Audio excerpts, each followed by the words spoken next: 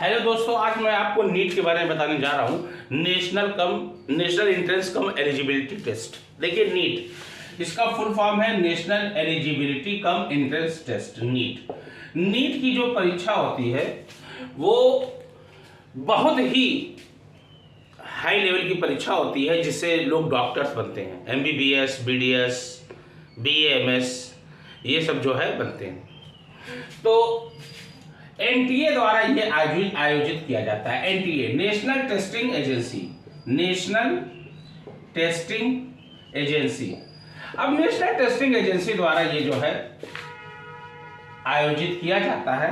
तो national testing agency के ऊपर कई सवाल उठे हैं। सवाल बहुत जबरदस्त उठे हैं। इसमें धांधली का आरोप लगाया गया है। देखिए, ऐसा एक ही सेंटर से लगभग 14 या 16 या 18 बच्चे जो है टॉप कर गए, 720 नंबर पा गए।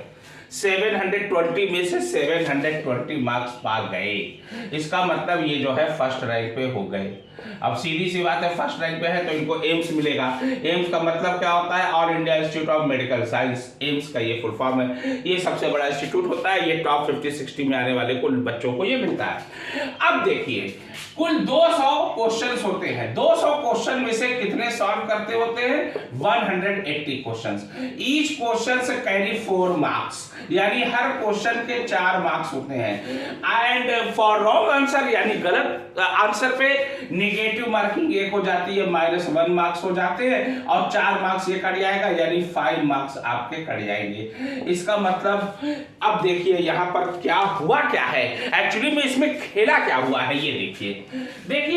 नेशनल टेस्टिंग एजेंसी का कहना है कि सेंटर में क्या हुआ कि पेपर बांटने में कुछ देरी हो गई। कुछ बच्चों को पेपर डिस्ट्रीब्यूट करने में क्या हुआ, देरी हो गई, टाइम लग गया, जिससे जो है उनको 5 मिनट एक्स्ट्रा देना चाहिए था NTA को ना। तो उसमें क्या किया, उन्होंने ग्रेस मार्क दे दिया। 1 नंबर, 2 नंबर, 3 नंबर, इस तरीके से जो है उन्होंने बताया कि उन्होंने सफाई दिया है नेशनल टेस्टिंग एजेंसी ने कि ये जो है ग्रेस मार्क बच्चों को दिया गया है, क्योंकि उनको क्या हुआ है, उनको जो है पेपर और कॉपी डिस्ट्रीब्यूट करने में टाइम लग गया, देरी हो गई, और समय से लेना था। तो न जाने कितने सेंटर में ऐसा हुआ होगा। क्या सभी बच्चों के साथ जो है इंसाफी हुई है? क्या सभी बच्चों के साथ, कुछ बच्चों के साथ नाइंसाफी हुई है?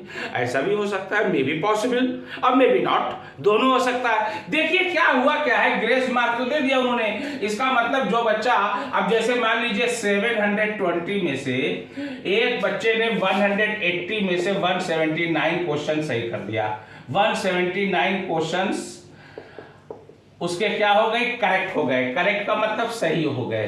तो उसके मार्क्स कितने आएंगे? चूंकि 179 है तो 179 का मतलब हो गया कि 716 आने चाहिए, लेकिन आ गए 718। कुछ के 719 या इस तरीके से आ गए। How is that possible? ये कैसे पॉसिबल हो सकता है? This is impossible. और NTA का ये सफाई देना है कि बच्चों को जो है ग्रेस मार्क दिया गया है। चलिए ठीक है, मान लीजिए ग्रेस मार्क दिया गया है, तो ना जाने कितने सेंटर में बच्चों को कॉपी या पेपर जो है डिस्ट्रीब्यूट करने में टाइम लगा हो, देरी हो गई हो, और उनको जो है ग्रेस, पता नहीं उनको वहाँ पे पता भी ना चला हो कि डिस्ट्रीब्यूट होने में टाइम लगा है कि क्या हुआ है, मे बी अब मे बी नॉट। देखिए, यही जो है मेन प्रॉब्लम हुई है।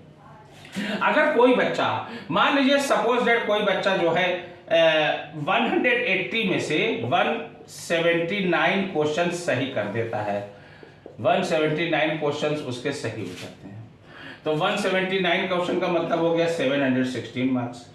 लेकिन एक क्वेश्चन उसने क्या किया, गलत कर दिया। एक क्वेश्चन गलत करने का मतलब कि 4 मार्क्स उसके तो गए ही, ये 4 मार्क्स हो गए, लेकिन अब एक माइनस में चला गया।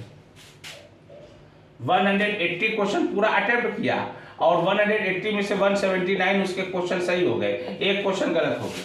तो एक क्वेश्चन गलत होने पे उसके कितने मार्क्स जाएंगे? 5 मार्क्स जाएंगे। और 5 मार्क्स जाने का मतलब ये हो गया, उसके आएंगे कितने? उसके आएंगे 715 मार्क्स 720 में से ये आएंगे। 718, 719, 717 ये आना नामुमकिन है नीट में, क्योंकि क्वेश्चन अगर एक भी गलत हुआ या पूरा सही करेगा 720 आ सकता है, ये भी है, ये पॉसिबल है। लेकिन एक क्वेश्चन अगर, क्योंकि ऑब्जेक्टिव होते हैं ना, ऑब्जेक्टिव का मतलब क्या होता है, आप सर्कल को OMR शीट पर आप इसको फिलअप करना है, बस OMR शीट पर भाई सर्किल को आप फिलअप कर दीजिए, जो करेक्ट वन है, जैसे ए हो गया, बी हो गया, सी हो गया, डी हो गया, ये 4 ऑप्शन है, मान लीजिए ए ऑप्शन सही है, ए पे फिलअप कर दिया आपका हो गया। भाई OMR शीट जो है वो ऐसे चेक होती है कंप्यूटराइज। और एक ही सेंटर से 13-14 बच्चे टॉप कर गए, ये भी प्रश्न उठता है, सवालिया निशान तो यहां बनेगा ही। अब देखना ये है कि इस पे कहां तक जांच होती है, क्या इसके मायने निकलते हैं, और इस जांच में क्या सामने आता है, क्या नीट का पेपर फिर से होगा, या रिजल्ट जो बना है उसका जो है प्रारूप जो है कुछ चेंजिंग में आएगा, ये सब जो है अभी आगे देखने वाली बात है। फिलहाल तो ये सामने है कि नीट की परीक्षा में, नीट के एग्जाम में एक ही सेंटर से 13, 14, 15 जो भी बच्चे हैं, अभी पूरी एग्जैक्ट गिनती नहीं आई है, फिर भी ऐसा माना गया है, क्योंकि 4 जून को रिजल्ट आया और 4 को इलेक्शन का भी रिजल्ट आया, इसलिए इलेक्शन के रिजल्ट में ये थोड़ा सा दब गया।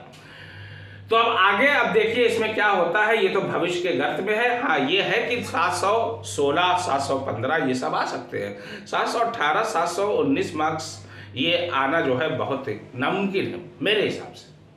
अभी तक मेरे संज्ञान में ऐसी कोई बातें जो है सामने नीट की परीक्षा में नहीं आई।